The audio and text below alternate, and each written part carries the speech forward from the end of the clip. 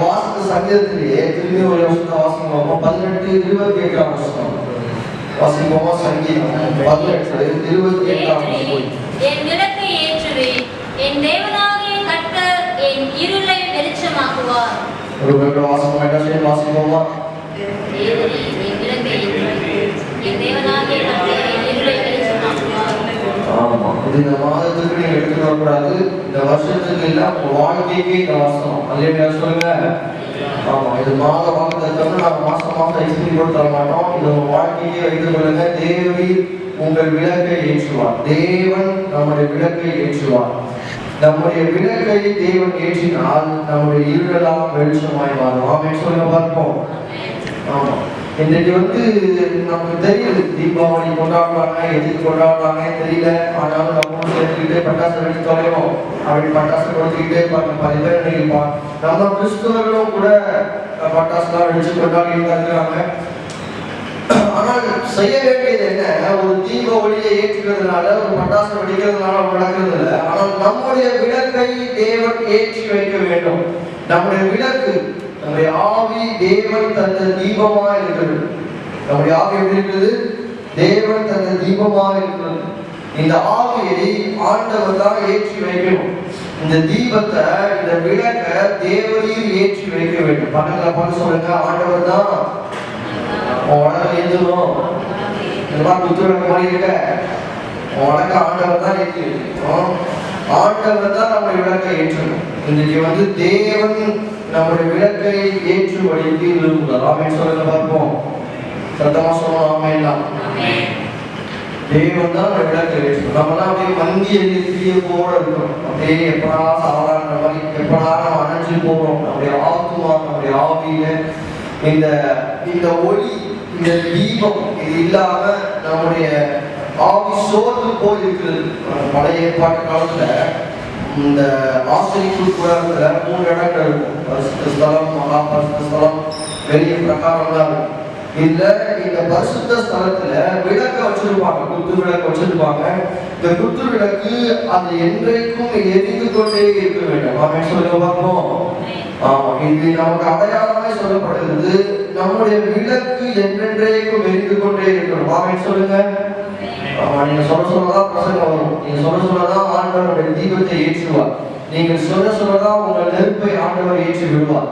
ஆமா, நான் அந்த காலத்துல நம்ம வாசிக்கிறோம், பழைய பாட்டு காலத்துல வாசிக்கிறோம். நிறைய வேலை நெருப்பாக ஆண்டவர் காட்சி அளிக்கிறார். அக்கினியிலிருந்து பேசுகிறார். அக்கினியும் கந்தகமும் இதெல்லாம் சைன் ஆஃப் காட். கடவுள் தன்னுடைய மகிமையை வெளிப்படுத்துகிற இடமும் ஒரு நெருப்பாக வெளிப்படுத்துகிறார். இந்த நெருப்புல ஒரு சின்ன ஒரு ஸ்பார்க் தான் நமக்கு வேணும். இன்றைக்கு அந்த விளக்க தேவன் நமக்கு ஏற்றி வைத்தால் நம்முடைய இருளெல்லாம் வெளிச்சமாய் மாறிவிடும். ஆமென் சொல்லுங்க. ஆமா, நம்முடைய விளக்க தேவன் ஏற்றி வைக்கணும். நம்ம பாடுவாங்க, எரிந்து கொண்டே இருப்பே எப்போதுமே உமக்கா, என் ஜீவன் பிரியும் வரை எரிந்து கொண்டே இருப்பேன். கை வைத்து சொல்லுங்க பார்ப்போம். எரிந்து கொண்டே இருப்பேன் எப்போதுமே உமக்கா, என் ஜீவன் பிரியும் வரை எரிந்து கொண்டே இருப்பேன். எரிந்து கொண்டே இருக்கணும். ஆமென் சொல்லுங்க. நம்ம விளக்கு மங்கி எரிகிறதாக நினைத்திருக்கலாம். இதை எப்படி கண்டுபிடிக்கிறது? ஆவியானவர் எந்த அளவுக்கு உங்களுக்குள்ள கிரியை செய்கிறாரோ அந்த அளவுக்கு தான் உங்களுடைய விளக்கு எரிகிறது. நல்லா பத்திட்டு எரிகிறது ஒரு பக்கம் இருக்குல்ல, இன்னொரு பக்கம் பாருங்க அப்படியே மங்கி புகைஞ்சு எரிஞ்சுக்கிட்டு இருக்கும். இன்றைக்கு இந்த எண்ணெய் நம்ம பார்த்த ஆசிரியர் புராணத்துல அந்த ஒளிவ எண்ணெயை அவங்க இடிச்சு பிடிச்சு அந்த ஆலிவ் ஆயில ஊற்றணும். அப்படி ஊற்றினோம்னா அந்த விளக்கு எரிந்து கொண்டே இருக்குமா. அதை ஊற்றுவதற்கு யாருடைய கடமைனா அந்த ஆசிரிப்பு கூடாரத்தினுடைய ஆசாரியனுடைய கடமை. அவனால் அடையாம பார்த்து கொள்ளணும். இன்றைக்கு நீங்கள் இந்த ஸ்தலமாகிய இந்த ஆலயத்திற்குள்ளாக உங்கள் விளக்கு எரிந்து கொண்டே இருப்பதற்கு நீங்க தான் பொறுப்பு. பக்கத்துல பார்த்து சொல்லுங்க, நீ தானா பொறுப்பு. உன் விளக்கு எரிவதற்கு ஒண்ணும் இல்ல, பக்கத்துல பார்த்து பேசுங்க, பக்கத்துல பார்த்து சொல்லுங்க, நீ தான் பொறுப்பு. உன் விளக்கு எரியணும். ஆமா, குத்து விளக்கு எப்போதும் எரிந்து கொண்டே இருக்குமா, அந்த மாதிரி நீங்களும் உங்கள் விளக்கை எரிய வைத்துக் கொண்டே இருக்க வேண்டும். ஆண்டவர் உங்கள் இருளை எல்லாம் வெளிச்சமாய் மாற்ற விரும்புகிறார். நம்ம பார்த்துக்கிறோம், மெய்யான ஒளி அவர்தான். அந்த மெய்யான ஒளி நமக்குள்ள வர வேண்டும் என்றால் அந்த விளக்க தேவன் ஏற்றி வைப்பார். நம்ம என்ன பண்ணுவோம், அந்த கார்த்திகை தீபம் அப்படின்னு படிக்க போறாங்க. என்ன பண்றான், நிறைய உணவுல வச்சு அப்படியே ஃபுல்லா தீபமா டிசைன் டிசைனா எழுதி வைப்பாங்க. இதெல்லாம் வந்து வெளியே அவர்கள் வந்து வெளியே கொண்டாடிட்டு இருக்காங்க. ஆனா நம்ம எல்லாம் உள்ள கொண்டாடிட்டு இருக்கோம். நம்முடைய ஆத்மாவில நம்முடைய ஆவியில இந்த விளக்கெல்லாம் எரிந்து கொண்டே இருக்கணும். ஒவ்வொரு நாளும் நம்முடைய விளக்கு எரிந்து கொண்டே இருக்கணும். நம்ம கவனமா பார்த்துக்கணும். அல்லேலூயா, ஆமென். நம்முடைய விளக்கு எரிவதற்கு யார் தான் பொறுப்புங்க? யார் பொறுப்பு? நம்ம தான் பொறுப்பு. சொல்லுங்க, யார் பொறுப்பு? ஒரு வருஷத்தை வாசிப்போமா, யோபு இல்ல எஸ்தர் 8:16 வாசிங்க. யூதருக்கு வெளிச்சமும் மகிழ்ச்சியும் களிப்பும் உண்டாயிற்று. இந்த கடைசி நாட்களிலே தேவன் நமக்குள்ள ஒரு வெளிச்சத்தை உண்டு பண்ண போகிறார். வாசிங்க பார்ப்போம், எஸ்தர் 8:16 வாசிங்க பார்ப்போம். இவ்விதமாய் யூதருக்கு வெளிச்சமும் மகிழ்ச்சியும் களிப்பும் கனமும் உண்டாயிற்று. கடைசி நேரத்துல அவங்கெல்லாம் ஜோம் பண்ணி முடிச்சு கடைசியில ஆண்டவர் எல்லாவற்றையும் மாற பண்ணி ஒரு இருளை தேவன் வெளிச்சமாய் மாற்றினார். ஆமென் சொல்லுங்க. இன்றைக்கு தேவன் நம்முடைய இருளை எல்லாம் வெளிச்சமாய் மாற்றணும். இன்னைக்கு நாம் இருள் இருக்கிறோமா, வெளிச்சத்துல இருக்கிறோமா? இன்னைக்கு என் விளக்கு எரிதா இல்லையா, இதை நீங்க அறிந்து கொண்டு போகணும். நம்ம உலகத்துல பல இடங்கள்லாம் கொடுத்தியாச்சு. ஆனால் இன்றைக்கு நாம் எரிந்து கொண்டிருக்கிறோமா? நம்முடைய வெளிச்சம் வெளியே பிரகாசிக்கிறதா? நாம் வெளிச்சம் கொடுக்கிறோமா? நாம் இருளை வெளிச்சமாய் மாற்றுகிறோமா? இயேசு கிறிஸ்து பிறந்த போது, இயேசு கிறிஸ்து ஊழியத்தை ஆரம்பிக்கும் போது மரண இருளுக்கு ஜனங்கள்லாம் பெரிய வெளிச்சத்தை கண்டாங்களாம். என்ன வாசிக்கிறோம், மத்தேயு 4 வாசிக்கிறோம். இயேசு கிறிஸ்துவின் ஊழியத்தின் நிமித்தமாக மரண இருளுக்கு ஜனங்கள் பெரிய வெளிச்சத்தை கண்டார்கள். அல்லேலூயா சொல்லுங்க. ஆமா, இன்றைக்கு நாம அந்த வெளிச்சத்தை பார்க்கணும். முதல்ல நாம வெளிச்சத்தை பார்க்கணும், பிற்பாடு நம்ம வெளிச்சத்தை வீசணும். அல்லேலூயா சொல்லுங்க. நீங்க தான் உலகத்திற்கு வெளிச்சமா இருக்கிறீங்க. நீங்க உலகத்துக்கு உப்பா இருக்கிறீர்கள். நீங்க உலகத்திற்கு ஒளியா இருக்கிறீர்கள். நீங்க தான் விளக்கா இருக்கிறீங்க. யோவான் சொல்லப்படுகிறது, மத்தேயு 14 வாசிக்கிற பாருங்க. யோவான் எரிந்து பிரகாசிக்கிற விளக்காய் இருந்தான். யோவான் எரிந்து பிரகாசிக்கிற விளக்காய் இருந்தான். 14 அதிகாரம் நினைக்கிறேன். அந்த வெளிச்சத்திலே அநேகர் களி கூர்ந்தாமா. இன்றைக்கு நீங்களும் நானும் எரிந்து பிரகாசிக்கிற விளக்காய் தேவன் நம்மை மாற்றணும். அல்லேலூயா சொல்லுங்க. ஆமா, அப்படியே பார்க்கும் போதே தெரியுது, மங்கி போய் உட்கார்ந்து இருக்கீங்களே, தெரியுது, நல்லா தெரியுது. நானும் பார்த்தா அப்படியே மங்கி போய் அந்த புது புது புதுப்புன்னு அணைய போன ஸ்டேஜ் தான் இருக்கும். ஆனால் தேவன் உங்களை அணைக்காதவர், மங்கி எரிகிற தீயை அணையாத தேவன். அல்லேலூயா சொல்லுங்க பார்க்கிறோம். ஏசாயா 59 வாசிக்கிறோம். ஆவியானவர் என்மேல் இருக்கிறபடினால இயேசு கிறிஸ்து சொல்லுகிறார், அவர் மங்கி எரிகிற திரியை அணையாதவர். அல்லேலூயா சொல்லுங்க. நம்மெல்லாம் மங்கி எரிகிற திரியா இருக்கிறோம். ஆனால் தேவன் நம்முடைய விளக்கை ஏற்றி வைத்து நமக்கு முதல்ல வெளிச்சம், நம்ம இயேசுவின் வெளிச்சத்தை பார்க்கணும், அவருடைய மகிமையை பார்க்கணும். அவருடைய மகிமையை நம்ம பார்த்தோம்னா மற்றவர்களும் நம்ம மூலமா பார்க்க முடியும். முதல்ல நம்ம இயேசு யாருன்னு அறியணும். என்ன பண்ணுங்க, பக்கத்துல பார்த்து சொல்லுங்க, முதல்ல நீ யாரு தெரிஞ்சுக்கோ. இயேசுவ, இயேசு யாரு தெரியுமா உனக்கு? இயேசு யாரு தெரியுமா? இன்னைக்கு நம்முடைய கண்கள் மறைக்கப்பட்டிருக்கிறது. நம்முடைய கண்களினாலே பார்க்க முடியல, தேவனுடைய வெளிச்சத்தை பார்க்க முடியல. அப்போஸ்தலர் 9 வாசிக்கிறோம். சவுல் அப்படியே பிரயாணப்பட்டு போகும்போது சடார்னு ஒரு வெளிச்சம், அந்த வெளிச்சத்தை அவன் பார்த்த உடனே அவன் கண்ணே கூட போச்சு. அது மேல அவனுக்கு கண்ணே தெரியல.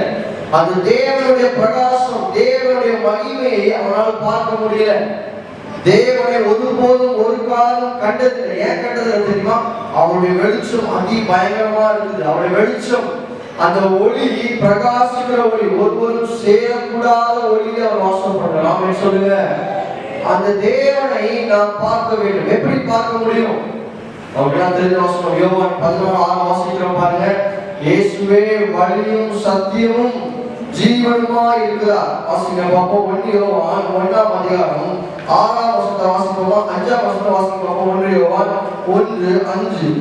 தேவன் ஒளியாய் இருக்கிறார், அவரில் எவ்வளவேனும் இருள் இல்லை. இதுதான் நாம அவர்கிட்ட கேட்டு உங்களுக்கு அறிவிக்கிற மேட்டர். பலரை பார்த்து சொல்லுங்க, தேவன் ஒளியாய் இருக்கிறார், அவரில் எவ்வளவேனும் இருள் இல்லை. கொஞ்சம் கூட இருளே இல்லையா, அவ்வளோ வெளிச்சம். ஆண்டவர் வெளிச்சமா இருக்கிறார். அந்த வெளிச்சத்துக்கு அடுத்த வருஷம் வாசிக்கிறோம் பாருங்க. நாம் அவரோட ஐக்கியப்பட்டவர் என்று சொல்லியும் இருளை நடக்கிறவர்களா இருந்தா நாம சத்தியத்தின்படி நடவாமல் பொய் சொல்றவர்களா இருப்போமா?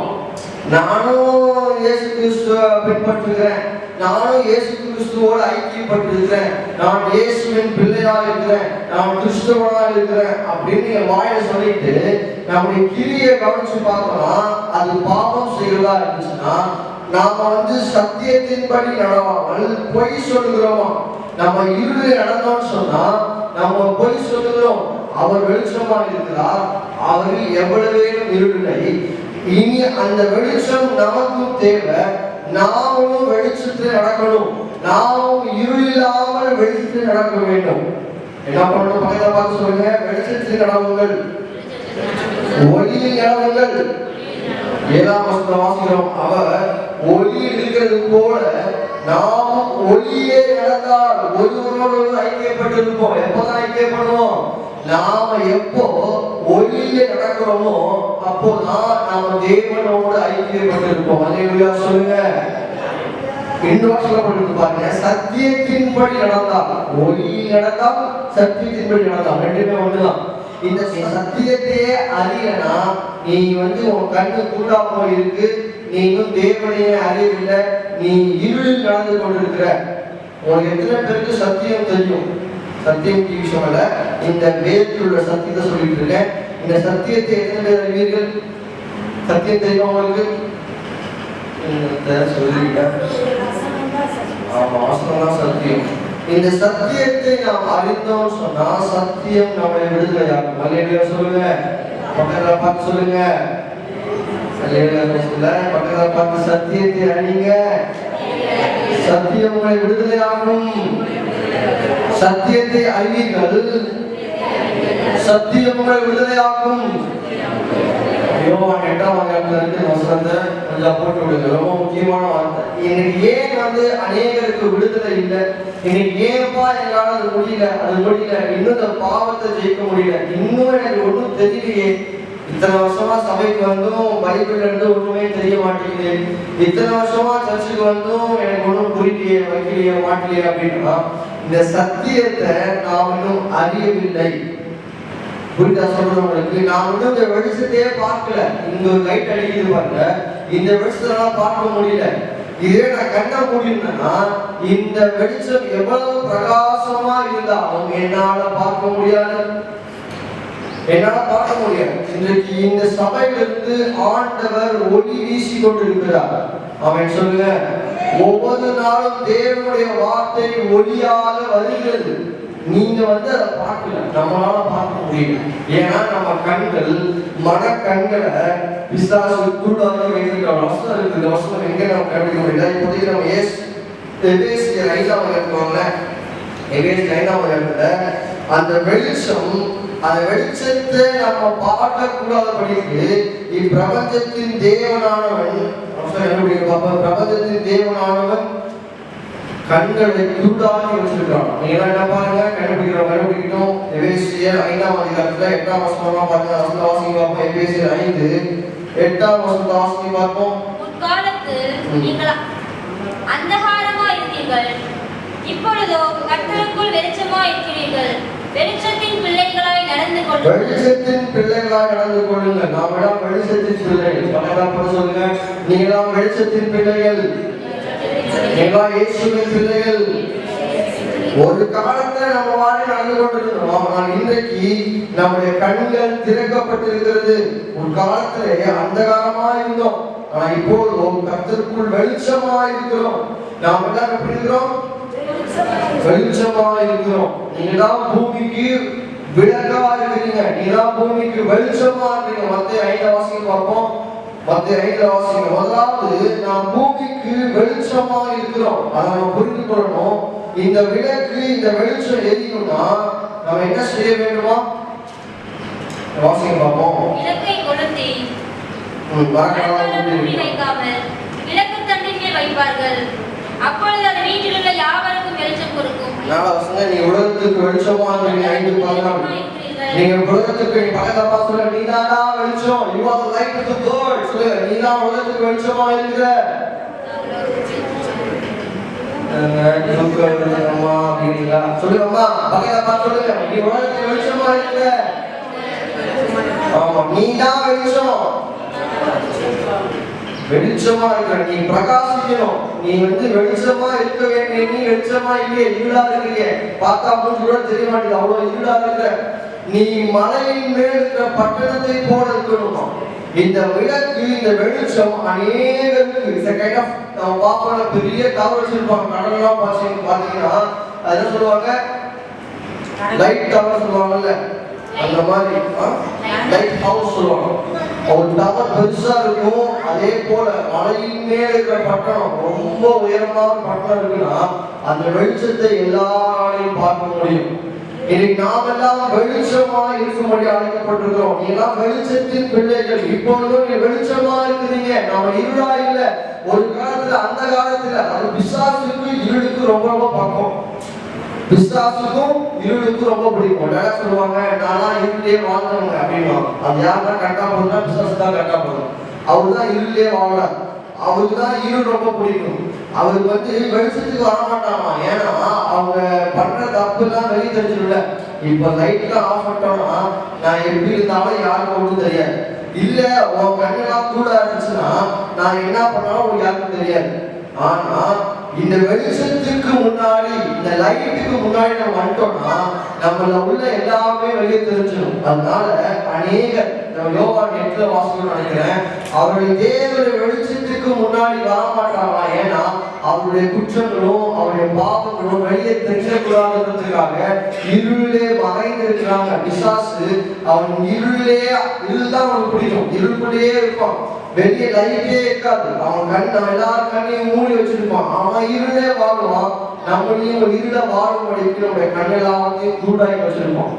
இன்னைக்கு நாம இயேசுவை பார்க்கணும்னா நம்முடைய கண் திறக்கப்பட வேண்டும். அல்லேலூயா சொல்லுங்க. இந்த சத்தியத்தை அறிய வேண்டும். நம்ம பார்ப்போம். இந்த ஒளி, இந்த வெளிச்சம், இந்த சத்தியம், இதுதான் தேவனை பார்க்கிறது. இப்ப நீ இயேசுவை பார்க்கணும். இயேசுவை நான் பார்க்கணும்னா நீங்க சத்தியத்தை அறிந்து கொள்ளணும். நீங்க இயேசுவை பார்க்கணும், தேவனுடைய மகிமையை பார்க்கணும், இந்த வெளிச்சத்தை நீங்க காணணும்னு நினைச்சீங்கன்னா இன்னைக்கு தேவனுடைய சத்தியத்தை நீங்க அறியணும். ஏன்னா சத்தியம் தான், இயேசுவே வழியும் சத்தியமும் அவர் ஜீவனுமா இருக்கிறார். இயேசு கிறிஸ்து தான் சத்தியம். அந்த சத்தியத்தை நாம் அறிந்து கொள்ளணும். அந்த சத்தியம், அந்த ஒளி சத்தியமா இருக்குது. அந்த சத்தியத்தை அப்படியே ஒரு சாஃப்ட் காப்பி எடுத்து எழுதி வச்சிருக்காங்க. ஒரு ஆக்சுவலா ஒரு ஹார்ட் காப்பி மாதிரி ஒரு ஹேண்ட் ரைட்டிங் ஃபார்ம்ல, ரிட்டன் ஃபார்ம்ல இயேசு கிறிஸ்துவை எழுதி வச்சிருக்காங்க. இந்த ரிட்டன் ஃபார்மேட் நம்ம படிச்சோம் அப்படின்னா நமக்கு தேவனுடைய சத்தியத்தை அறிந்து கொள்ள முடியும். தேவனுடைய இயேசு கிறிஸ்துவை நம்மால் அறிய முடியும். ஆமென் சொல்லுங்க. சத்தியத்தை அறிய முடியும். இந்த சத்தியத்தை அறிந்தால்தான் இயேசுவை அறிய முடியும். நிறைய பேருக்கு ஆசை இருக்கும், இயேசுவை எப்படியாவது பார்க்கணுங்க. அப்படி ஆசை இருக்கிறவங்களுக்கு இயேசுவை பார்க்கணும், எப்படியாச்சும் இயேசுவை பார்க்கணும். நான் ஜெபம் பண்ணேன். 8வது படிக்கும் போது ரூம்லாம் சாத்திக்கிட்டு ஆண்டவரே நாம பார்க்கணும், தரிசிக்கணும். நான் இன்னைக்கு இயேசுவை பார்த்தாதான் வெளியேச்சு போவேன் அப்படின்னு அப்படியே ரொம்ப நேரமா இயேசுவை பார்க்கணும், இயேசுவை பார்க்கணும் ரொம்ப நேரமா ஜெபம் பண்ணிக்கிட்டே இருந்தேன். ஒன்றுத்தையும் நான் பார்க்கல, அப்படியே சொல்றது பார்க்க வந்தேன். ஏன்னா இன்றைக்கு இயேசு கிறிஸ்துவை நம்முடைய வெளி கண்ணினால பார்ப்பதற்கு நமக்கு ஆர்வம் இருக்குது. ஆண்டவர் காட்சி உணர்த்தான். வேதத்தை உனக்கு எடுத்து கொடுத்துருக்கல, அவர்களோ அதை அந்நிய காரியமா எண்ணினார்கள். உன் கையிலேயே ஆண்டவர் ஒரு சத்தியத்தை கொடுத்து இதுதான்டா இயேசு கிறிஸ்துவினுடைய எழுத்தின் வடிவம். இந்த வார்த்தையாக இயேசு இருக்கிறார். இந்த வார்த்தை மாம்சமானது. அவர் ஆவியா இருந்தார், அவர் ஜீவனா இருந்தார், அவர் ஒளியா இருந்தார். வாசிக்கிறோம். யோவான் 1:1 வாசிக்கிறோம். உண்மையாலுமே உங்களுக்கு இயேசுவை பார்க்கணும்னு நினைச்சீங்கன்னா, உங்கள் கண் திறக்கப்படணும்னு நினைச்சீங்கன்னா, நீங்க அந்த ஒளியை நீங்க பார்க்க விரும்புனீங்கன்னா என்னோட கூட சேர்ந்து நீங்க வாங்க. ஏன்னா புரியுங்க, பிரச்சனையே இல்லை. யோவான் 1:1 வாசிக்க பார்ப்போம். முதல் யோவான் 1:7 7ஆம் வசனம் வரைக்கும் வெயிட் பண்ணுங்க. 5ஆம் வசனம் வாசிங்க. அவருக்குள் ஜீவன் இருந்தது. இது 4ஆம் வசனம் வாசிப்போமா? அவருக்குள் கரெக்ட்டா 4 அவருக்குள் ஜீவன் இருந்தது. அவருக்குள் ஜீவன் இருந்தது. அந்த ஜீவன் மனுஷனுக்கு ஒளியாய் இருந்தது. அந்த ஜீவன் மனுஷனுக்கு ஒளியாய் இருந்துச்சு. அந்த ஒளி இருளிலே பிரகாசிக்கிறது. இருளானது அதை பற்றிக் கொள்ளவில்லை. இப்போ இந்த ரூமை சாத்திட்டு எல்லா லைட்டையும் ஆஃப் பண்ணி அப்படியே எல்லா ஒரு சின்ன ஒளி கூட உள்ள வராத பண்ணிட்டு நல்லா அண்டர்ஸ்டாண்ட் பண்ணிக்கிறேன். இந்த ரூம் எப்படி இருக்கும்? இருட்டா இருக்கும்ல. இந்த இருட்டுல ஒரு சின்ன மெழுகுவர்த்தியை பத்த வச்சுன்னா என்ன ஆகும்? வெளிச்சம் கிடைக்கும். இதே போலதான் ஆதியாகமம் 1:2 வாசிக்கிறோம். ஆழத்தின் மேல் இருள் இருந்துச்சு. ஆதியிலே தேவன் எல்லாவற்றையும் படைத்து சிருஷ்டித்தார். பூமி ஒளியின்மை வெறுமையாய் ஆழத்தின் மேல இருள் இருந்துச்சு. அந்த இருளிலே இயேசு கிறிஸ்து இந்த பூமிக்கு வந்தார். ஆமென் சொல்லுங்க. ஆமா, இயேசு கிறிஸ்து வெளிச்சம் உண்டாகிறது என்று சொன்னார். அந்த வார்த்தை வெளிச்சமாய் வந்துச்சு. இது சூரிய வெளிச்சம் கிடையாது. சூரியனிலிருந்து சூரிய ஒளி கிடையாது. இயேசு கிறிஸ்துவின் வார்த்தையிலிருந்து வந்த அந்த வெளிச்சம். ஆமென் சொல்லுங்க. இன்றைக்கு பார்த்து இயேசு கிறிஸ்து அவர் பூமியிலே ஒளியாய் வந்தார். ஆனால் இருளும் அதை பற்றி கொள்ளவில்லை. இன்னைக்கு அதாவது இருள் என்ன பண்ணணும்னா, usually it's a habit of observing the light. ஒரு பொருளுக்கு வந்து லைட் அப்சர்வ் பண்றதுதான் நம்ம ஒளியா பார்க்கறோம். இப்ப நம்ம எல்லாம் கணக்கான சட்டை போடுறோம், ட்ரெஸ் போடுறோம், நல்லா இருக்கணும். என்னன்னா இந்த ஒளி நம்ம மேல பட்டாதான் நம்ம கலரே தெரியும். நீங்க கலரா இருக்கீங்கன்றத லைட்லாம் ஆஃப் பண்ணிட்டு ஒன்றும் பார்க்க முடியாது. நான் கலரா இருக்கிறேன் ஒன்றும் தெரியாது. ஏன்னா உங்க சட்டை கலரும் தெரியாது. எல்லா லைட்டும் ஆஃப் பண்ணி இருக்கும் போது, ஒளியே இல்லாத போது நம்மளால ஒன்றுத்தையும் பார்க்க முடியாது. ஆனால் என்னைக்கு இயேசு கிறிஸ்து ஒளியாய் பூமிக்கு வந்தாலோ அந்த ஒளியை நாம எல்லாம் ரிஃப்ளெக்ட் பண்ண போறோம். என்ன பண்றோம்? We are reflecting the light of Jesus. அதனால நாம எல்லாம் ஒளியா இருக்கிறோம். இப்போ என்ன மேட்டர்னா, இயேசு கிறிஸ்து வெளிச்சமா இருக்கிறாரு, அவர் ஒளியா இருக்கிறாரு. நாமும் வெளிச்சமா இருக்கணும், ஒளியா இருக்கணும். பக்கத்துல பார்த்து சொல்லுங்க. நாமும் வெளிச்சமா இருக்கணும், நாமும் ஒளியா இருக்கணும். இன்னைக்கு என்ன பண்றாங்க? பிசாசு பிரபஞ்சத்தின் தேவனானவன் அவருடைய மன கண்கள் எல்லாத்தையும் கூடாக்கி வச்சிருக்கிறான். இன்றைக்கு நீங்க வெளிச்சத்தை பார்க்கவும் முடியாது, நீங்க வெளிச்சமாகவும் இருக்கவும் முடியாது. ஏன்னா முதல்ல வெளிச்சத்தையே பார்க்கலையே, அந்த வெளிச்சத்தை நம்ம வரலையே. வந்தோம்னா போதும் அவன் நம்ம மேல பிரகாசிப்பான். அப்படின்னு சொல்லுங்க. ஆமா, இன்னைக்கு நம்ம வெளிச்சத்தை பார்க்கணும், அது சத்தியத்தை அறியணும். சத்தியத்தையே நீங்க அறியல. உங்களுக்கு எத்தனை பேர் சத்தியம் தெரியும் சொல்லுங்க பார்ப்போம். வேதத்தோட சத்தியம் எனக்கு தெரியும். ஒன்று ரெண்டாவது எனக்கு தெரியும். நான் சபைக்கு வந்து கற்றுக்கொண்ட காரியங்கள் நிறைய இருக்குது. இந்த வேதத்தில் உள்ள சத்தியங்களை நான் அறிந்திருக்கிறேன் என்று நாம சொல்லணும். சத்தியவான் எவனும் தேவனுடைய வார்த்தையை கேட்கிறான். சத்தியத்தை தேடுங்கள், சத்தியத்தை அறிந்து கொள்ளுங்கள், சத்தியம் மூலம் விடுதலையாகும். இது வந்து ஒரு பெரிய டாக்டிக்ஸ். உங்களுக்கு புரிய மாதிரி சொல்லணும்னா, உங்க எல்லாருக்கும் ஒரு ரகசியம் சொல்றேன். உங்களுக்கு ஒரு வீட்டுல உட்காந்து 1 மணி நேரத்துக்கு உங்களால 1000 ரூபாய் சம்பாதிக்க முடியும். எப்படி தெரியுமா? இல்ல பாருமா எப்படிங்க சொல்லு அப்படின்ற மாதிரி பாக்குறாங்க. ஏன்னா நம்ம ஒரு 1000 ரூபாய் சம்பாதிப்பதற்கு, அது வீட்டிலேயே உட்காந்து ஒரு 1000 ரூபாய் சம்பாதிப்பதற்கான அறிவு நமக்கு இருந்துச்சுன்னா சம்பாதிக்கலாம். சம்பாதிக்கலாம். வீட்டில் உட்காந்து ஒரு நாளைக்கு 1 மணி நேரத்துக்கு என்ன, அதுக்கும் கம்மியா ஒரு செகண்டுக்கே பல கோடி சம்பாதிக்கலாம், பல லட்சம் புரியலாம். இன்னைக்கு நமக்கு அந்த அறிவு இல்லை. இப்ப அதான் பிரச்சனை. அவனுக்கும் நமக்கு என்ன டிஃபரன்ஸ்னா, நமக்கு தெரியல எப்படிங்க அது எப்படி சம்பாதிக்க முடியும். வீட்டுல உட்காந்து நான் சொல்ல மாட்டேன். உங்களுக்கு என்ன சொல்ல வரேன்னா, இந்த அறிவு, இந்த சம்பாதிப்பதற்கான அறிவு சத்தியத்தை அறிகிற அறிவு நமக்கு வேண்டும். ஆமென் சொல்லுங்க. ஆமா, இன்னைக்கு சத்தியத்தை அறிகிற அறிவு 2 கொரிந்தியர் 4ஆம் அதிகாரம் வாசிக்கிறோம். 2 கொரிந்தியர் 4ஆம் அதிகாரத்தை வாசிக்கிறோம். இன்னைக்கு நம்ம கண்களை ஆண்டவர் திறக்க வேண்டும். வாசிங்க 2 கொரிந்தியர் 4 வாசிங்க. தேவனுடைய சாயலா என்ற கிறிஸ்துவின் மகிமையான சுவிசேஷத்தின் ஒளி அவிசுவாசிகளாகிய அவர்களுக்கு பிரகாசமாய் இராதபடிக்கு இப்பிரபஞ்சத்தின் தேவனானவன் அவருடைய மனதை உண்டாக்கினான். இந்த சுவிசேஷத்தின் ஒளி, இந்த அறிவு, ஒருத்தர் சொல்றா சம்பாதிப்பதற்கான அறிவு, நம்ம சொல்றோம் தேவனை அறிகிற அறிவு. இதெல்லாம் இந்த ஒளியை நம்ம பெற்றுக்கொள்ள முடியாம மகிமையான ஒளிய நம்ம பார்த்துக்கொள்ளாதபடிக்கு, பிரகாசமா இல்லாதபடிக்கு பிசாசு நம்முடைய மனதை குருடாக்கி வைத்திருக்கிறான். பக்கத்துல பார்த்து சொல்ற குருட்டு பையன், குருட்டு பையன் ஒண்ணுமே தரடா, உன் மனது குருடா கிடக்குதா, நீங்க இயேசுவே அறியடா, உன் மனது குருடா இருக்கிறது, நீ இயேசுவை இன்னும் அறியவில்லை, இயேசுவின் சத்தியத்தை அறியவில்லை. அறிந்திருந்தனா உன் வாழ்க்கை இருக்காது. சத்தியத்தை அறிந்திருந்தீங்கன்னா நீங்க விடுதலை பெற்றிருப்பீங்க. என்னால அந்த அந்த தெரிஞ்சுங்களேன், நானும் வீட்டுல உட்காந்து டெய்லியும் ஒரு 1000 சம்பாதிச்சிருவேன். நிறைய அட்வர்டைஸ்மெண்ட் டெய்லியும் வீட்டுல உட்காந்து 1000 சம்பாதிப்பது எப்படி, this woman in India have earned a lot of thousands of crore of money, அது நீ சம்பாதிக்க அது ட்ரீட்மெண்ட் அப்படின்னா ஒரு வீட்டுல உட்காந்து சம்பாதிப்பதற்கான ஒரு அறிவை நம்ம கற்றுத்தரன்னு சொல்றோம். நம்ம என்ன சொல்றோம், சத்தியத்தை அறிந்து கொள், இது உங்களை நித்திய ஜீவனை கொண்டு போய் சேர்க்கும். அல்லேலூயா சொல்லுங்க. இது உங்களுக்கு நித்திய ஜீவனோட வாழ்க்கையை இந்த பூமியில தரும். இதான் ஆண்டவர் ப்ராமிஸ் பண்றார். நீ எந்த அளவுக்கு ஆண்டவரை பார்க்கறியோ அந்த அளவுக்கு நீயும் உலகத்துக்கு வெளிச்சமாய் ஒளியாய் இருப்ப. இதான் நம்ம சொல்ற விஷயம். இன்றைக்கு நாம எல்லாம் இருக்கிறோம், நம்ம எல்லாம் இருளை போல இருக்கிறோம். எப்படி இருளை போல இருக்கிறோம்னா, நம்ம முதல்ல இயேசுவை பார்க்கல, நம்ம வெளிச்சத்துக்கு வரல, நம்மளோட இருதயம் மன கண்ணெல்லாம் குருடா இருக்கிறது. நம்ம என்ன செய்யணும் அப்படின்னா, சத்தியத்தை அறிய வேண்டும். அறிய சொல்லுங்க. நம்ம சத்தியத்தை பற்றி கொள்ள வேண்டும்.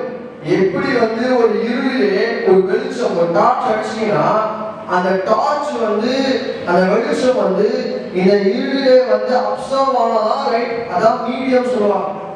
நீங்க ஒரு இரும்புல போய் அடிச்சீங்கன்னா அது cannot transfer light. ஆனா ஒரு ஸ்பேஸ், ஒரு மீடியம் அதை பற்றி கொண்டுனா அதுவும் பிரகாசிக்கும். அது பிரகாசிக்கிறனா அது பற்றி கொள்ளவில்லை. இந்த சத்தியத்தை நீங்க பற்றி கொண்டால் நாமும் பிரகாசிப்போம். அல்லேலூயா சொல்லுங்க பார்ப்போம். சத்தியத்தை அறிங்க. நான் என்ன சிம்பிளா சொல்ல வரேன், நிறைய சயின்டிபிக் எக்ஸாம்பிளா சொல்றேன் உங்களுக்கு. விஷயம் என்னன்னா சிம்பிள். அவர் வெளிச்சமா இருக்கிறார், அவர் பிரகாசிக்கிற தேவனாக இருக்கிறார். இது பிரகாசிக்கிற ஆண்டவர் நம்மளையும் பிரகாசிப்பிக்க விரும்புகிறார். நம்மளும் தேவனுடைய சாயலாய் மாறுபடுத்த விரும்புகிறார். நம்ம செய்ய வேண்டியது என்ன, முதலாவது இயேசுவின் வெளிச்சத்தை நம்ம பார்க்க வேண்டும். அவன் சொல்ல பார்ப்போம். இதே மத்திய திரும்ப வாங்களேன், ஒருத்தன் வெளிச்சத்தை என்ன பண்றான், விளக்க கொளுத்தி ஒரு மரக்கால மூடி வைக்காம விளக்கு தண்ணீர் வைப்பார்கள். அப்பொழுது அது வீட்டில் உள்ள யாவருக்கும் வெளிச்சம் கொடுக்கும். இந்த சத்தியத்தை அறிந்த பிற்பாடு நாம விளக்கா இருந்தோம்னு சொன்னா நம்ம மூடி வைக்கப்பட மாட்டோம், நம்ம ஒரு ஓரத்தில் இருக்க மாட்டோம். அது அநேகருக்கு வெளிச்சமாக இருக்கும். இந்த விளக்கு, தேவன் உங்க விளக்கை ஏற்றினால் நீங்கள் அநேகருக்கு வெளிச்சம் கொடுப்பீர்கள். திருப்பி பகிரமா சொல்லுங்க, உன் விளக்க ஆண்டவர் பத்த வச்சாதான் நீ நிறைய பேருக்கு வெளிச்சம் கொடுப்ப, யாருக்கும் வெளிச்சம் கொடுப்ப. முதல்ல உனக்கு வெளிச்சம், பின்பாவும் குடும்பத்துக்கு வெளிச்சம், அதுக்கு பிற்பாடு நீ சமுதாயத்துக்கு சபைக்கெல்லாம் வெளிச்சமா இருக்கணும். உன் குடும்பத்துக்கு சாட்சியா சொல்லுவான், எப்பா இந்த மனுஷன் என்ன வந்துக்கிறாப்பா, இவன் மாறிட்டாங்க, என்னப்பா சொல்லுங்க, வாசலுங்க, அம்மா சொல்லுங்க, ஆனால் கோவப்படுறதே இல்லைங்க, பரவாயில்ல அப்படின்றான். ஆண்டவருடைய வெளிச்சம், ஆண்டவருடைய ஒளி என் மேல் வீசுகிறது. ஆமென் சொல்லுங்க. இன்னைக்கு நம்ம எல்லாரும் தேவனுடைய வெளிச்சம் வீச வேண்டும். ஆமென் சொல்லுங்க. நாம் எல்லாரும் பிரகாசிக்கிற விளக்காய் மாற வேண்டும். ஆமென் சொல்லுங்க. எப்படி சொல்றாங்க, பதற வாசிக்கிறோம், இவ்விதமாய் மனுஷர் உங்க நற்கிரியைகளை கண்டு எதை பார்க்கறாங்க, நற்கிரியைகளை கண்டு வாசிங்க. பரலோகத்தில் இருக்கிற உங்கள் பிதாவை மகிமைப்படுத்தும்படி உங்கள் வெளிச்சம் அவர் முன்பாக பிரகாசிக்க கடவுது. உங்கள் நற்கிரியை அவரை பார்த்து உங்கள் வெளிச்சத்தை அவங்க புரிஞ்சுக்கிடுவாங்களாம். நீங்க எப்படி நடக்கிறீங்க, உங்க நடக்கையை பார்த்து நீங்க நடக்கிறதெல்லாம் பார்த்தா ஏதோ மாற்றம் தெரிகிறது. உங்க நற்கிரியை பார்க்கும் போது இது இயேசு கிறிஸ்துவின் ஒளி என்பதை, கிறிஸ்தவர்கள் என்பதை அவர்கள் சொல்லுவாங்க. ஆமென் சொல்லுங்க. இப்போ நான் ஏன் கோபப்படுறேன்னா, என் ஆண்டவர் எவ்வளவு இரக்கமானவர் எனக்கு தெரியல. நான் ஏன் சொல்ற விஷயம் புரிஞ்சுக்கோங்க. நான் ஏன் இருளா இருக்கேன்னா, என் அப்பாவோட வெளிச்சத்தை நான் பார்க்கிறேன். அவருடைய வெளிச்சத்தை நான் பார்க்கிறேன்னா, அவருடைய இயக்கத்தை நான் பார்க்கிறேன்னா, நானும் இயக்கமாக இருப்பேன். அந்த வெளிச்சத்தை நான் பார்த்து விட்டால் நானும் வெளிச்சமாக இருப்பேன். அட்லீஸ்ட் முயற்சி பண்ணுவேன். கர்த்தர் எனக்கு விளக்கை ஏற்றி வைப்பார், என் இருளை நான் வெளிச்சமாக மாற்றுவார். நம்ம சொல்லுங்க. ஆமா, இன்னைக்கு நம்ம இயேசுவை பார்க்கதான் நம்ம மாறுவோம். இயேசுவே பார்க்கலையே அப்புறம் என்னதான் பேசுறீங்க? என்ன பேசி என்ன பிரயோஜனம்? இயேசுவே நம்ம பார்க்கல. இயேசு எப்படிப்பட்டவர் நம்ம பார்க்கல. இயேசுவின் குணாதிசயம் என்ன நம்ம பார்க்கல. அவருடைய கிரியை நம்ம பார்க்கல. அதான் சொல்றோம், வெளிச்சத்தை பாருங்க, இயேசுவை பாருங்க. அந்த ஒளி வீசிக்கொண்டே இருக்கிறது. அந்த ஒளி வீசிக்கொண்டே இருக்கிறது. நீங்கள் அந்த ஒளியை நோக்கி பாருங்கள். அந்த ஒளியை நடவுங்கள். சத்தியத்தின்படி நடவுங்கள். சத்தியத்தை அறிந்து கொள்ளுங்கள். இன்னைக்கு ஒரு தீர்மானமா புரிஞ்சுக்கோங்க. ஏன் பைபிள் படிக்கிறோம்னா ஏதோ படிச்சு ஒப்பிச்சு பிரைஸ் வாங்குறதுக்காக இல்ல. எல்லாம் படிச்சு எனக்கு காசு கிடைக்க போது இல்ல. நீ பைபிள் படிக்கிறதுக்கு காரணம் இயேசுவின் அறிவாகிய ஒளியை அறிந்து கொள்வதற்கு. ஆமென் சொல்லுங்க. இந்த சத்தியத்தின் ஒளியை அறிந்து கொள்ள வேண்டும். இந்த சுவிசேஷத்தின் ஒளி உங்களுக்குள்ள வரணும். உன் கண்ணு திறக்கப்படணும். உன் கண்ணு கூடக்கூடாது. உன் கண் திறக்கப்படணும். இதே மத்திய வாசனம் பாருங்க. கண்ணானது சைடத்தின் விளக்கா இருக்கிறது. உன் கண்ணுதான் விளக்கு. ஆமா, உன் கண்ணுதான் விளக்கா இருக்குது. உன் கண்ணு தெளிவா இருந்துச்சுன்னா, if your eyes are clear now, you can able to see God, the glory of God. கர்த்தருடைய மகிமையை நம்மளால பார்க்க முடியும். ஆமென் சொல்லுங்க. ஆமா, மற்றவர்களால பார்க்க முடியல. பாருங்க, அன்னைக்கு பழைய பாட்டு காலத்துல ஆண்டவர் மகிமையா ஒரு மலை மேல, சீனாய் மலையின் மேல மகிமை இறங்கி வராது. இவங்களால பார்க்க முடியல. ஏத்து பார்க்க முடியல. அன்றைக்கு மோசே கிட்ட அந்த முச்சடி நடுவிலே அக்னியா எரிந்து கொண்டிருக்க கிட்ட நிறுத்த முடியல. தேவனுடைய வெளிச்சம், அவருடைய ஒளி அது பிரகாசிக்கிறது. அதை நம்மளால பார்க்க முடியல. தேவனை ஒரு காலம் ஒருவரும் கண்டதே இல்லை. நம்முடைய கண்களால இல்லை, ஆனா நம்முடைய இருதயத்தினால தேவனை பார்க்க முடியும். ஆமென் சொல்லுங்க. இந்த சத்தியத்தை அறிந்தீங்கன்னா, நான் சொன்னேன், நான் ஜெபம் பண்ணேன், ஆனா அதுக்கப்புறமேட்டு ஆண்டவர் கண்களை திறந்தார். மன கண்களை திறந்தார். தேவனை பார்க்கும்படி கிருபை செய்தார். ஆமென் சொல்லுங்க. பார்ப்போம். இயேசுவின் சாயல் அதேயோ ஆவியை பார்க்கல. தேவன் யார் என்பதை, தேவன் எப்படிப்பட்டவர் என்பதை இந்த வேதத்துல, இந்த சத்தியத்துல என்னால் பார்க்க முடியுது. ஆமென் சொல்லுங்க. பார்ப்போம். ஒருவேளை நமக்கு உண்மையாலுமே ஆசையா இருந்துச்சு, ஆண்டவரே நம்மளை தரிசிக்கணும், உங்களை பார்க்கணும் அப்படின்னு ஆசை இருந்துச்சுன்னா, நம்ம செய்ய வேண்டியது ஒண்ணு, தேவ சத்தியத்தை, தேவ வார்த்தையை அறிந்து கொள்ளுங்க. ஆமென் சொல்லுங்க. தேவ வார்த்தையை அறியணும், தேவ சத்தியத்தை அறியணும். ஜோமன் அதுக்காக ஜோமன்னு என்னைக்கா ஜோம் பண்ணிக்கோங்க. ஆண்டவரே உங்க வார்த்தையை நான் பார்க்கணும், நான் பைபிள் படிக்கிறேன், இன்றைக்கு சத்தியத்தை அறியணும். எனக்கு தேவையானது அறியல, நான் இங்க போலாமா வேண்டாமா ஒரு வழி சொல்ல கடவுளே. ஆமென் சொல்றேன் ஹalleluya அப்படி சொல்லுடா போலாம் போ, அப்படி கிடையாது. இந்த வேதத்துல சத்தியத்தை அறியணும். உள்ள இருக்கிற மேட்டரை புரிஞ்சுக்கணும். உள்ள இருக்கிற ட்ரூத் அதை புரிஞ்சுக்கணும். இந்த சத்தியத்தை அறியாதனாலதான் பிசாசு நம்மளை ஈஸியா ஏமாத்தி விடுகிறான். நீங்க சத்தியத்தை நேசிக்கணும். மறுபடியும் வாசிக்க தெரியுமா? வாசிக்க தெரியுமா? 4 மறுபடியும் வாசிக்கணும். வார்த்தை நீங்க சத்தியத்தின் மேல் அன்பை அறியாதபடினால நீங்க ஏமாந்து போவதற்கு தேவனை ஒப்பு கொடுத்தார். சத்தியத்தில் உள்ள இந்த அன்பை விட்டு விடாதீர்கள். சத்தியத்தை நேசிங்க. இயேசுவை பார்க்கணும். இயேசுவின் அந்த மகிமையை பார்க்கணும். அந்த ஒளியை பார்க்கணும். அதான் இந்த சீஷர்கள் சொல்றாங்க, நாங்கள் தேவனுடைய மகிமையை கண்டோம். அதே யோவான் 1 வாசிக்கிறோம். தேவனுடைய மகிமையை கண்டோம், அந்த வெளிச்சத்தை பார்த்தோம். அது தேவனுடைய ஒரே பேரானுடைய மகிமைக்கு ஏற்ற மகிமையா இருந்துச்சு. அது இயேசு கிறிஸ்துவின் மகிமையா இருந்துச்சு. இன்னைக்கு நீங்களும் மற்றவர்களுக்கு வெளிச்சம் கொடுக்கணும்னா உங்களை பார்த்து இவன் கிறிஸ்தவன், உங்களை பார்த்து உங்க வெளிச்சத்தை பார்த்து அவர்கள் தேவனை மகிமைப்படுத்த வேண்டும். ஆமென் சொல்லுங்க. இயேசுவை பார்க்க சொல்லலாம், இவருக்கு குமாரன். ஏன்னா அவர் சொல்லிட்டு அல்ல, அவரை பார்க்கும்போது அவருடைய செய்கையினால அவருடைய கிரியையினால இவர் தேவனுடைய குமாரன் என்று, இவர் தேவனுடைய குமாரன் என்று அறிக்கை பண்ணாங்க, சாட்சி கொடுத்தார்கள். இன்றைக்கு நாமும் கூட தேவனுடைய பிள்ளைகள், இயேசுவுக்கு பிள்ளைகள் என்று நம்மளை பார்க்கிறவங்க சாட்சி சொல்லணும். என்ன பண்ணணும்? என்ன பண்ணணும்? அவளா மோசம், ரொம்ப ரொம்ப மோசம், கருமம், இவங்கெல்லாம் என்னதான் வாழ்றாங்களோ, பேருக்கு கிறிஸ்துவம் வச்சுக்கிறாங்க, சபைக்கெல்லாம் போறாங்க, நிறைய கிறிஸ்துவர் இப்படிதான் வாழ்ந்து கொண்டிருக்காங்க. அந்த அம்மா ரொம்ப மோசம், சரியில்லை. கிறிஸ்தவர்களுடைய சாட்சி தான். உங்கள் நிமித்தம் தேவனுடைய நாமம் தூஷிக்கப்படுகிறது, நம்ம நிமித்தம் தேவ நாமம் தூஷிக்கப்படுகிறது. அந்த சரியில்லை, அவன் ரொம்ப மோசம், ரொம்ப சரியில்லை, சொல்றதுக்கே வார்த்தைகள் இல்லை. நிறைய பேர் நம்மளை குறித்து சாட்சி தான். நம்மளுடைய வெளிச்சம் தான். நம்ம வெளிச்சத்தை கொடுக்காம ஒளியை இருளை கொடுத்து கொண்டிருக்கிறோம். இன்றைக்கு தேவன் உங்கள் விளக்கை ஏற்ற போகிறார். சொல்லுவோம், உங்கள் இருளை எல்லாம் அவர் வெளிச்சமாய் மாற்ற போகிறார். கவலைப்படாதீங்க, உங்களை ஆண்டவர் வெளிச்சமாய் மாற்ற போகிறார். நம்மளாம் அந்த காலத்துல இருந்தோம், ஆனா அவருடைய ஆச்சரியமான ஒளி இடத்துக்கு உங்களை வரவழைத்தார். ஆமென் சொல்லுங்க பார்ப்போம். எப்படி வந்துட்டீங்க? ஆண்டவர் திருப்பினால நம்மளாம் வந்துட்டோம். எங்க வந்துட்டோம்? 2 பேர் இல்லை, 1 பேர் இல்லை, அவசரம் பாருங்க. நம்மளாம் அந்த காலத்துல இருந்து தேவனுடைய ஆச்சரியமான ஒளி இடத்திற்கு நம்மளை வரவழைத்து இருக்கிறார்.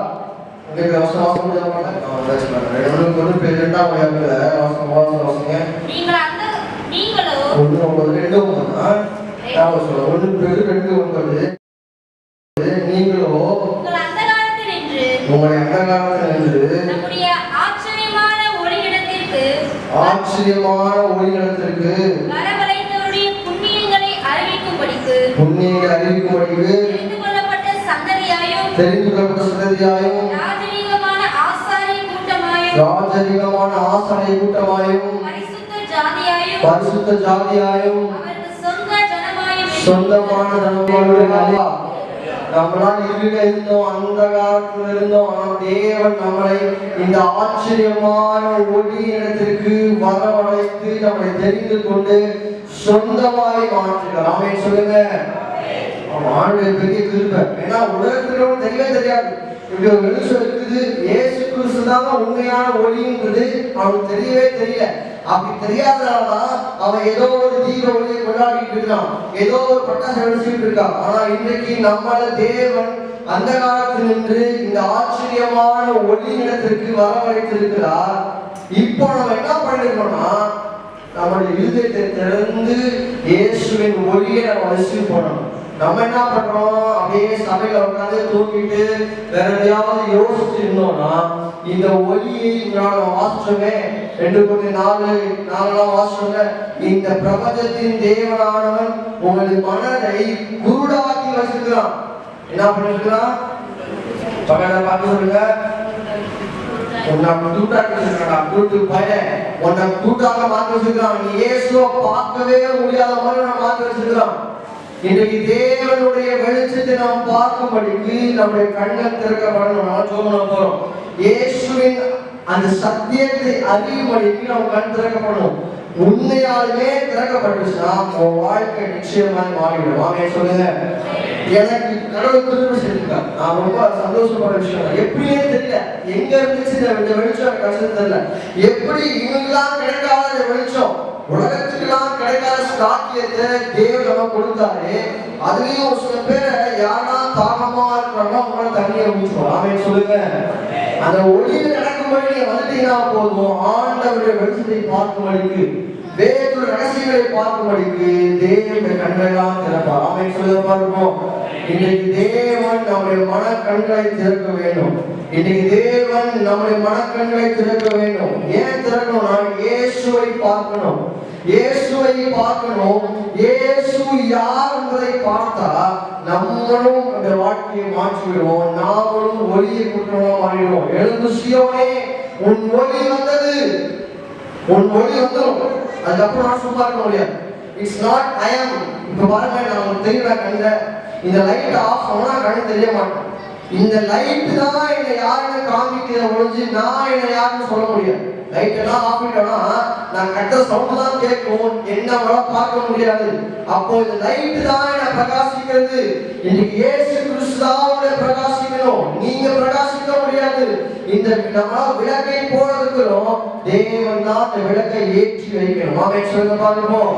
உங்கள் இருளை எல்லாம் அவர் வெளிச்சமாய் மாற்ற வேண்டும். ஆமென் சொல்லுங்க. இன்றைக்கு இந்த அறியாமையெல்லாம் மாறணும், இந்த அறியாமையெல்லாம் மாறணும். இந்த ஆவியார் நமக்கு தெரியுமா? இந்த ஆவியார் எதுக்கு கொடுக்கப்பட்ட சத்திய ஆவியாகிய தேற்றவாகும். இதுக்கு பேரு இட்ஸ் ஸ்பிரிட் ஆஃப் ட்ரூத், சத்திய ஆவி. இந்த சத்திய ஆவி உங்கள்கிட்ட இருந்துச்சுன்னா உங்களை சகல சத்தியத்திற்குள் நடத்துமா. யோவான் 14 வாசிக்கிறோம். சத்திய ஆவியானவர் நமக்குள்ள வந்தார்னா நம்மளுக்கு இந்த சத்தியத்தை அவர் போதிப்பார். 2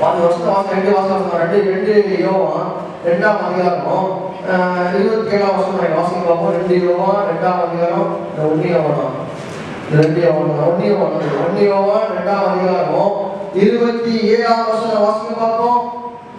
நீங்கள் அவராலே பெற்ற அபிஷேகம் உங்கள் நிலைத்திருக்கிறது, ஒருவரும் உங்களுக்கு போதிக்க வேண்டுவதில்லை. அந்த அபிஷேகம் சகலத்தையும் குறித்து உங்களுக்கு போதிக்கிறது. அது சத்தியமாய் இருக்கிறது, பொய் அல்ல. அது உங்களுக்கு போதித்தபடியே அவரை நிலைத்திருப்பீர்களாக. அவர்களுக்கு போதித்தபடியே நிலைத்திருப்பீர்களாக. அது சத்தியமாய் இருக்கிறது. பரிசுத்த ஆவியானவர் நீங்கள் பெற்ற அபிஷேகம், இந்த அபிஷேகம் தான் பத்த வைக்கிறது. இன்னைக்கு ஆண்டவர் உங்க விளக்கெல்லாம் பத்த வைக்க போறார். மண்ணி எரிய கொண்டிருக்கிறத உன் திரியெல்லாம் ஆண்டவர் சரி பண்ணி உன்னைக்கு நீ எரிய வைக்க போகிறார். இந்த சத்தியத்தின் இந்த அபிஷேகம் சத்தியத்தை கொடுக்கிறது.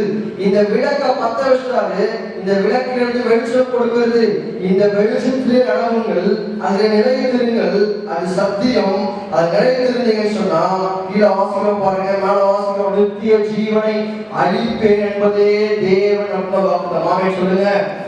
இந்த வெளிச்சம் கிடைச்சிச்சுன்னா உலகத்துல நம்ம பார்க்கவே மாட்டோம்.